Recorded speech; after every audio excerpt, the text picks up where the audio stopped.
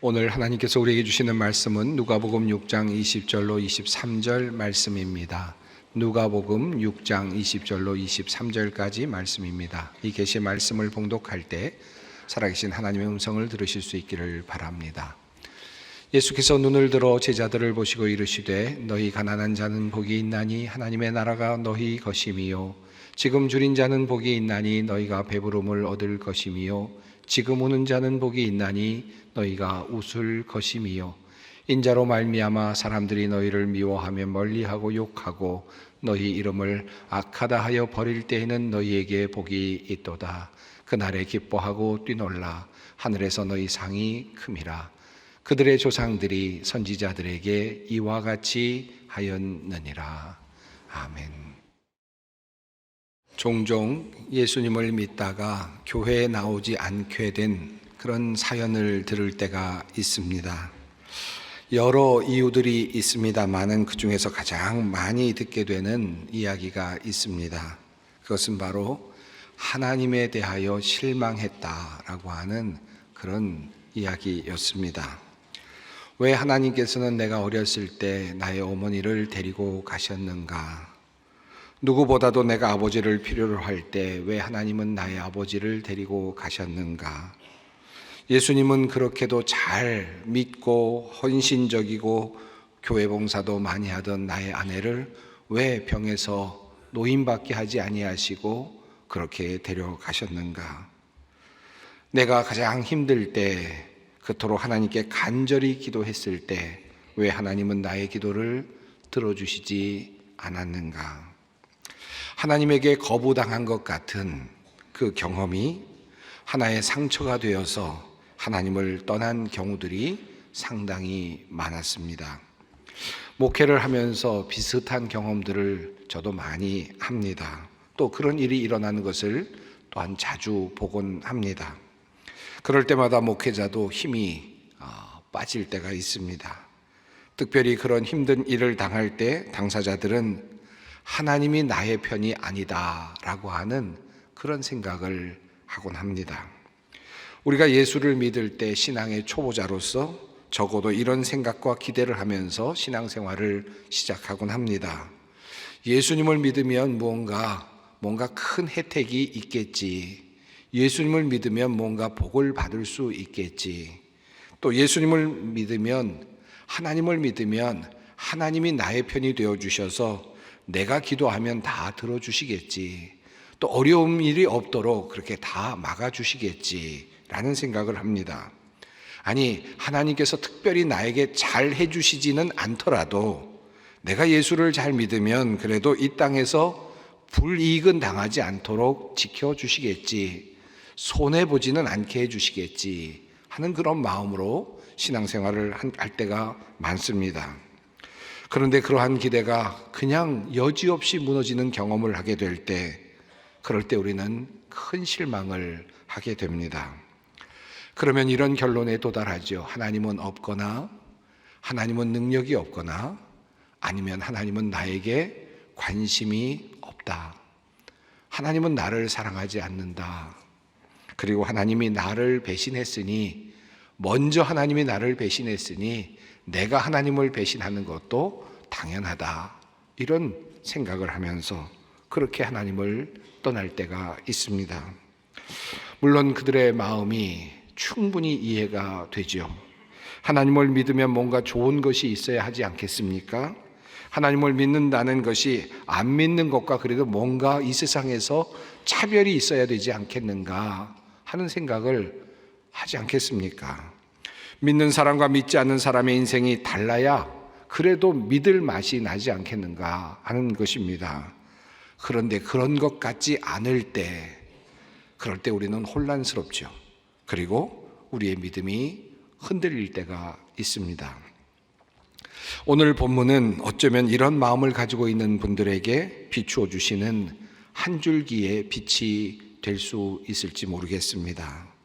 오늘의 본문은 누가복음에 따르면 예수님께서 나사렛에서 첫 번째 설교를 하신 후에 이제 두 번째로 나오는 본격적인 예수님의 강해, 예수님의 강론, 가르치심의 내용이 담겨 있는 그 부분, 첫 부분입니다.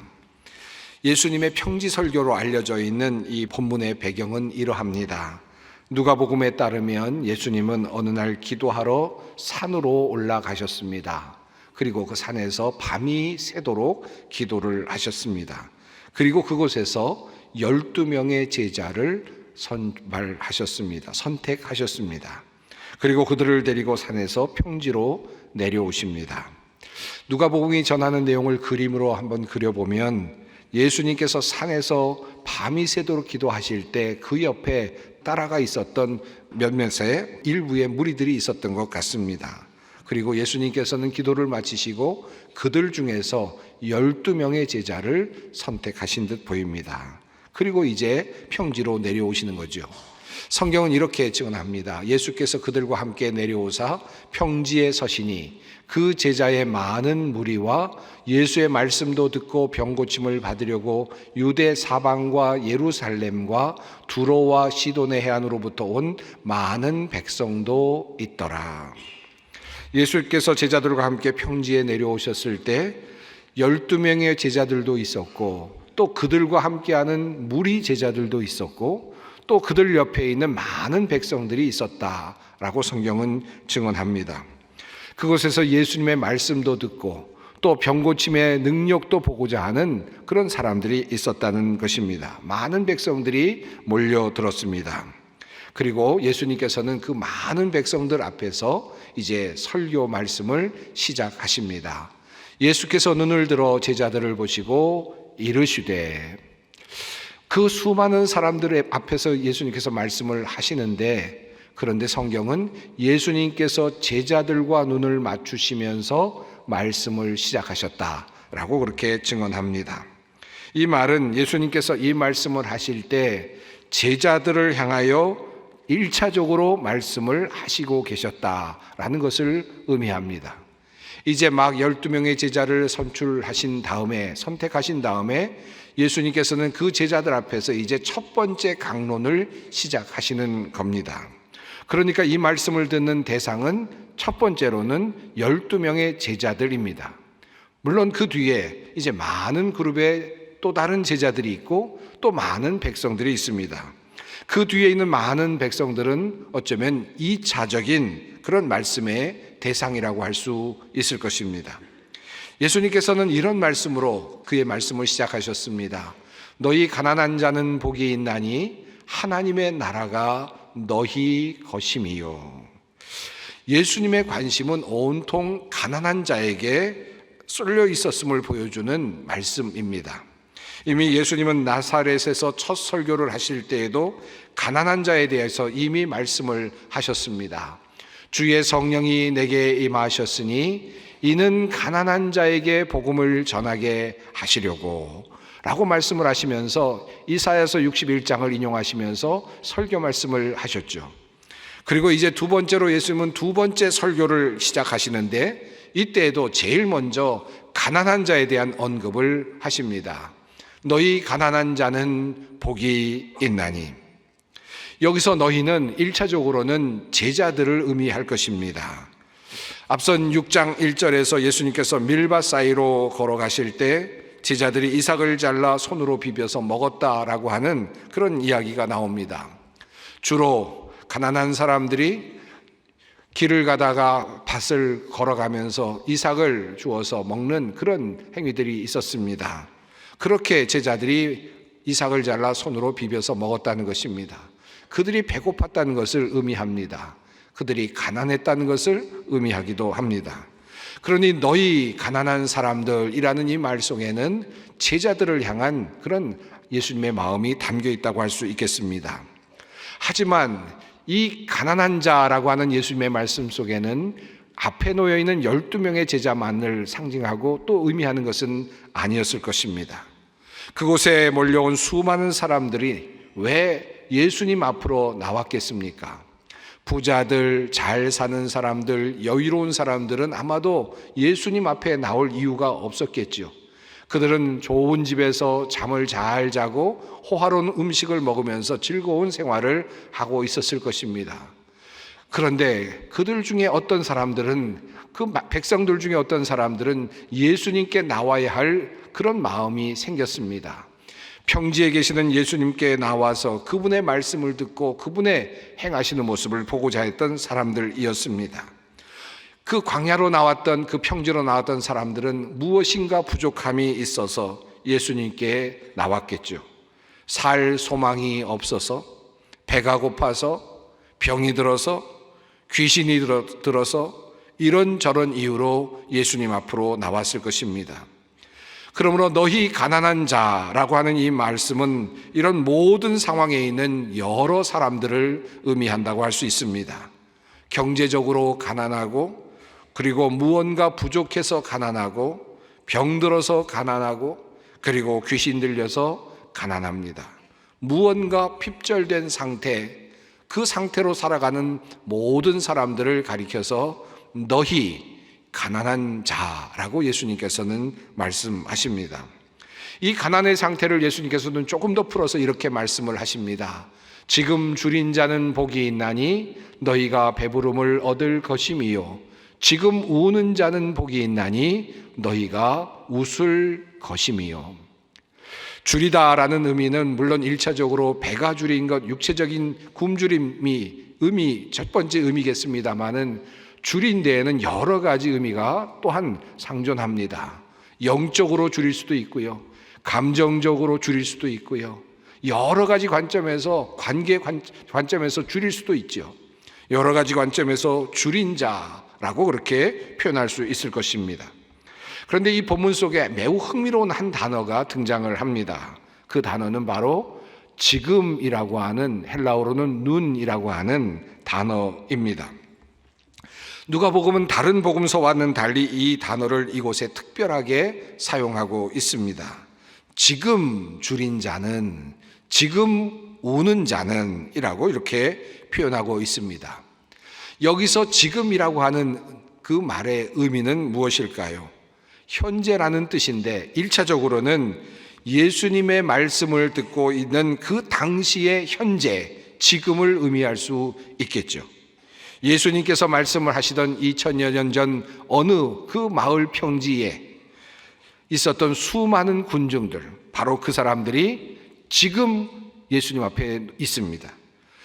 지금 배고픈 사람들이 그곳에 있었을 것이고, 그리고 우는 이들도 그곳에 있었을 것입니다. 그리고 가난한 이들도 그곳에 있었을 것입니다.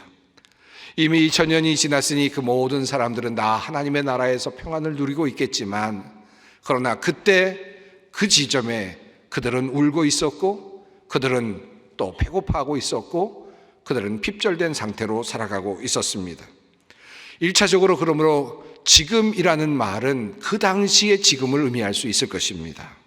그런데 이 지금은 또 다른 의미가 있을 수 있습니다.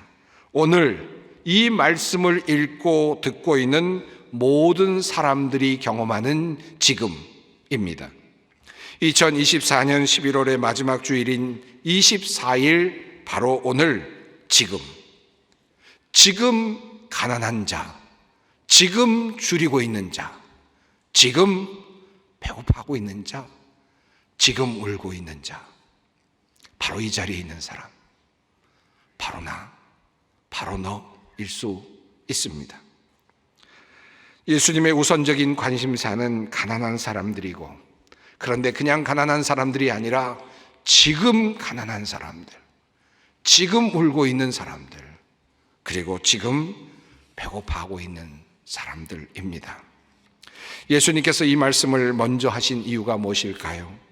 지금의 배고픔, 지금의 슬픔, 지금 우리가 경험하고 있는 부족함, 마치 신의 저주처럼 여겨지는 이 현실은 결코 하나님이 나를 기뻐하지 아니하신다는 사실을 보여주는 표지가 아니다는 점을 분명하게 하시기 위한 주님의 선언입니다. 하나님의 아들 예수님의 관심사는 지금 우는 자, 지금 배고파하는 자에게 집중되어 있습니다. 그리고 그들에게 희망을 주고자 하십니다. 오늘 울고 있는 여러분에게 희망을 주고자 하신다는 말씀입니다. 지금 줄인 자는 복이 있다. 너희가 배부름을 얻게 될 것이다. 생각해 보면 이 말씀은 시간이 우리에게 경험케 해주는 진리이기도 합니다. 시간 속에서 역사하시는 하나님의 역사이기도 합니다. 여러분, 지금이라는 이 단어는 현재를 의미하지 않습니까? 그러나 이 지금이라는 단어는 또 다른 의미로는 영원하다라는 말의 반대 개념이기도 합니다. 그러므로 지금은 영원이 아니죠. 다시 말하면 이 지금은 지나가고 있는 순간입니다. 수없이 상황은 바뀌고 또 뒤바뀝니다. 변화하고 있습니다. 지금도 바뀌고 있습니다. 지금도 변화하고 있습니다. 그러므로 배가 고픈 지금은 또 다른 미래를 꿈꾸게 합니다. 언젠가는 배에 부를 것입니다. 영원히 배고프지는 않을 것입니다. 적어도 이 세상을 살아가면서 말입니다. 시간이 주는 혜택이고 시간 속에서 하나님께서 역사하시는 하나님의 역사하심입니다. 지금 배고픈 자는 배 부르게 될 것입니다. 지금 배 부른 자는 배 고프게 될 것입니다. 이것이 우리가 끊임없이 시간 속에서 마주하는 우리의 현실이기도 합니다.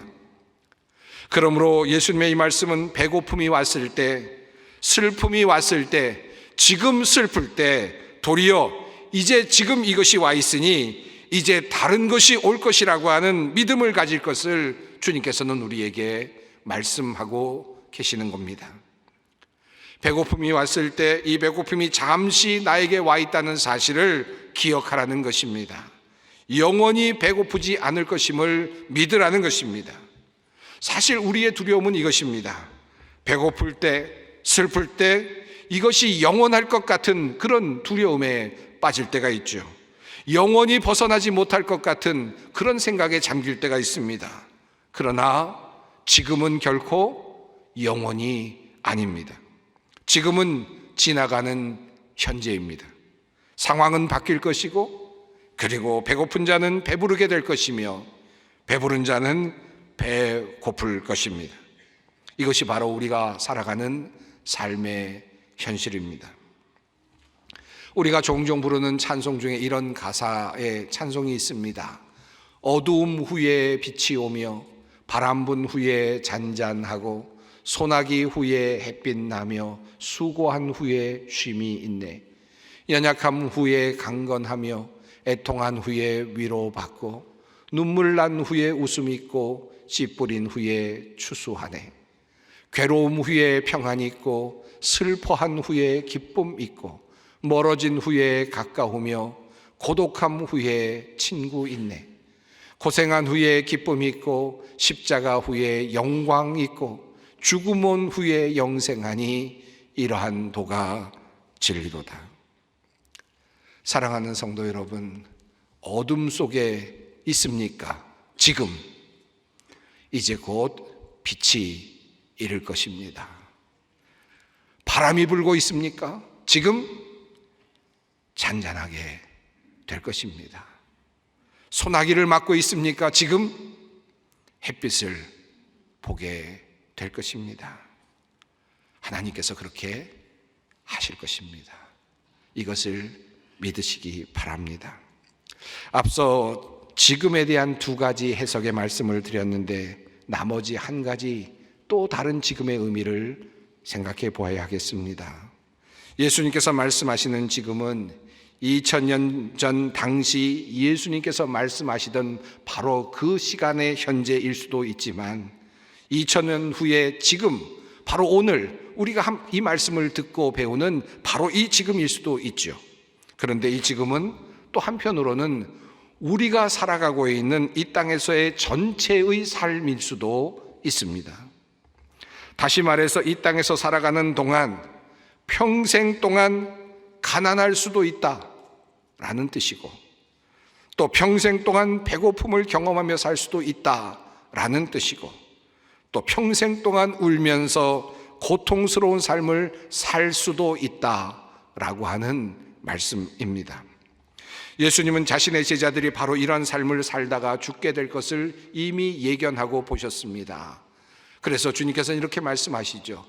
인자로 말미암아 사람들이 너희를 미워하며 멀리하고 욕하고 너희 이름을 악하다 하여 버릴 때에는 너희에게 복이 있도다. 이제 예수님을 따라 나선 제자들은 예수님께서 가신 그 길을 따라가게 됩니다. 이제 이 땅에서 핍박을 받고 욕을 듣게 되고 버림을 받게 되고 죽임을 당하게 될 것입니다. 이 땅에서 그들의 삶을 그 자체로만 본다면, 세상의 관점으로만 본다면 비극으로 끝나게 될 것입니다. 그럼에도 불구하고 지금 그런 일을 당하는 너희에게 복이 있다. 이 현실 속에서 그렇게 당하고 끝나는 너희에게 복이 있다라고 말씀을 하십니다. 그리고 이렇게 말씀을 하십니다. 그날에 기뻐하고 뛰놀라 하늘에서 너희 상이 큼이라. 물론 이 말씀은 예수를 따르다가 받게 되는 핍박과 고난을 의미하죠.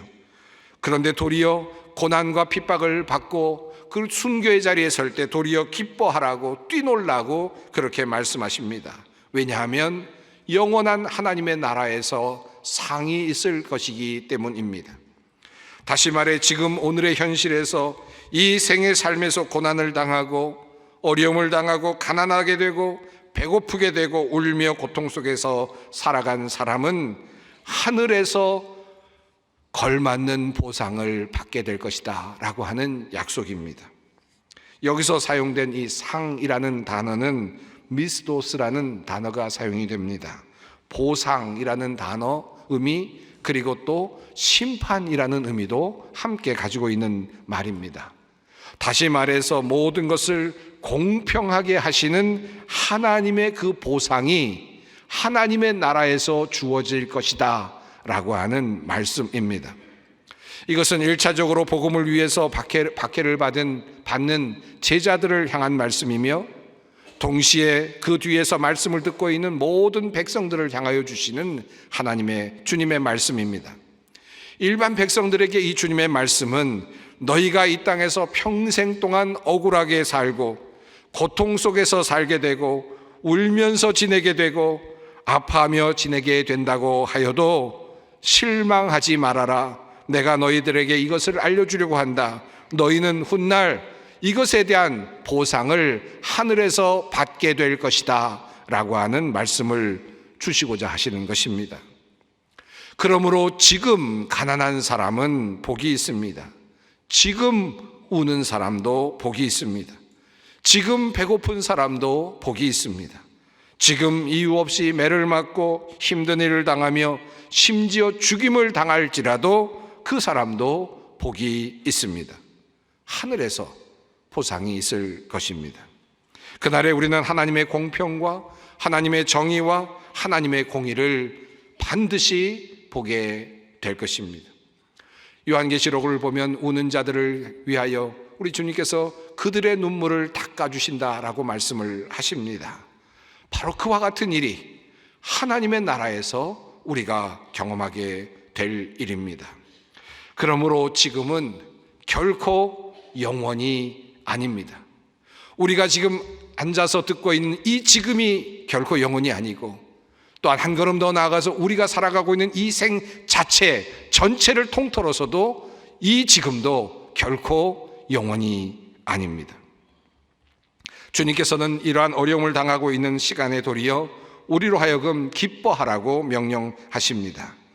이 기뻐하라라고 하는 이 명령을 조금 더 주의 깊게 볼 필요가 있습니다. 이 헬라어의 단어는 수동형으로 되어 있습니다. 카이로의 수동형입니다. 카레테라고 하는 단어가 사용이 되고 있습니다. 극심한 역경 가운데서 누리는 기쁨은 사실은 스스로 만들어낼 수 없습니다. 이 기쁨은 어디선가로부터 와야만 합니다. 주님으로부터 주어져야만 합니다. 수동형입니다. 가난, 슬픔, 그리고 부당한 대우를 받는 것이 어떻게 기쁨의 이유가 되겠습니까? 여러분, 우리가 생각하기에 내가 지금 어려움을 당하고 있으니까 다음에는 좋은 일이 오겠구나, 그것이 기쁨의 이유가 되겠습니까? 또 한 걸음 더 나아가서 내 평생 동안 어려움을 당하면서 죽어가면서 받을 것이 있으니까 기쁘다, 그것이 진정한 기쁨의 이유가 정말 되겠습니까? 우리를 기쁘게 할 수 있는 이유가 과연 되겠는가라는 말씀입니다. 그저 이해할 수는 있을지 모르겠습니다. 그러나 그것이 우리를 기쁘게 하지는 못할 것입니다. 우리가 고난 속에서도 기쁨을 누리게 되는, 비록 수동형이지만 기쁘게 될 수 있는 이유가 있다면 그것은 앞으로 받게 될 보상 그 자체가 아니라 그 보상을 준비하고 계시는 하나님에 대한 믿음 때문입니다. 하나님이 보고 계신다. 하나님이 알고 계신다. 하나님이 모든 것을 바르게 펴주실 것이다 라고 하는 믿음입니다. 하나님이 모든 것을 결국은 공평하게 하실 것이라고 하는 믿음입니다. 이 믿음이 있을 때 우리는 위로를 받습니다. 그 주님을 바라보며 견딜 수 있습니다. 그리고 기쁨을 누릴 수 있습니다. 그러므로 하나님을 믿는다라고 하는 말에는 다양한 의미가 숨겨져 있지만 오늘의 설교 말씀을 주제로 하나님을 믿는다라는 것이 무엇인가를 말씀드린다면, 하나님을 믿는다는 것은 하나님께서 모든 것을 알고 계시고 결국은 이 모든 것을 위하여 보상해 주실 것이라는 것을 믿는 것을 의미합니다. 나의 슬픔에 대한 보상, 나의 어려움에 대한 보상, 나의 억울함에 대한 보상을 하나님께서 반드시 하실 것이라고 하는 믿음입니다. 이 믿음이 바로 하나님에 대한 믿음, 하나님을 믿는다라는 말 속에 들어있는 하나의 믿음의 차원입니다. 스데반이 순교할 때 성령을 통하여 하늘을 바라보았습니다. 그곳에서 하늘이 열렸고 하나님의 영광스러운 모습과 예수님께서 하나님 우편에 서 계시는 모습을 봅니다. 그리고 그분을 바라보면서 장엄하게 그렇게 스데반은 죽음을 맞이합니다. 사랑하는 성도 여러분, 지금 울고 있습니까? 지금 배가 고프십니까? 지금 억울하십니까? 지금은 영원히 아닙니다. 지금은 그저 지나가는 날입니다. 지금은 이 현실일 뿐입니다.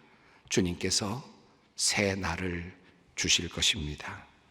이 땅에서 삶에 희망이 없어 보일지라도 하늘을 바라보십시다.